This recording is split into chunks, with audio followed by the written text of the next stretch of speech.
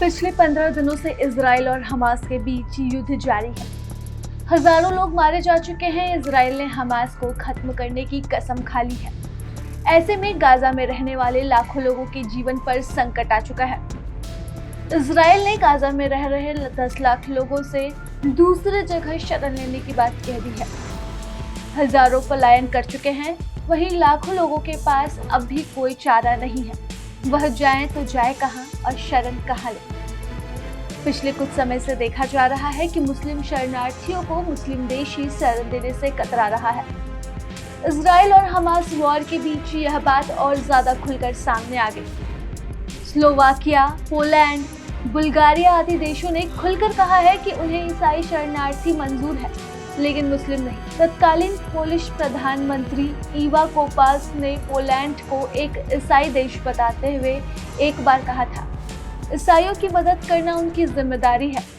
बल्गेरियाई प्रधानमंत्री ने कहा था, उनके देश में मुसलमानों के खिलाफ कुछ भी नहीं है, लेकिन मुस्लिम शरणार्थियों को स्वीकार करने से देश की धार्मिक संरचना में बदलाव आ सकता है।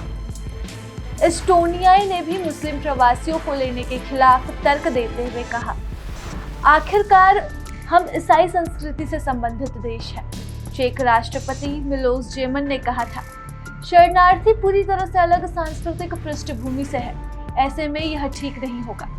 आपको बता दें कि इजराइल ने जब 1976 के युद्ध में वेस्ट बैंक और गाजा पट्टी पर कब्जा कर लिया था तो 3 लाख से अधिक फिलिस्तीनी विस्थापित हुए, जिनमें से ज्यादातर जॉर्डन में चले गए। इन शरणार्थियों और उनके वंशजों की संख्या लगभग 40 लाख से ज्यादा है, जिनमें से अधिकांश West Bank, Gaza, Lebanon, Syria और जॉर्डन के शिविरों और समुदायों में रहते हैं। मिस्र और जॉर्डन को डर है कि इतिहास खुद को दोहराएगा और गाजा से शरणार्थी के रूप में आने वाली बड़ी संख्या फिलिस्तीनों की आबादी वहीं रहकर वहीं बस जाएगी। जॉर्डन के राजा अब्दुल्ला द्वितीय ने भी एक दिन पहले इसी तरह का संदेश दिया था। उन्होंने कहा था कि जॉर्डन और मिस्र में किसी भी शरणार्थी को आने की इजाजत नहीं होगी और उसी राज्य सहायता को तैयार है। इन शिविरों में वह भोजन पानी पहुंचाने को तैयार है, लेकिन वहां के शरणार्थियों को अपने देश में लेने को तैयार नहीं है। प्रभातखबर.com, विश्वास वही, रफ्तार नहीं।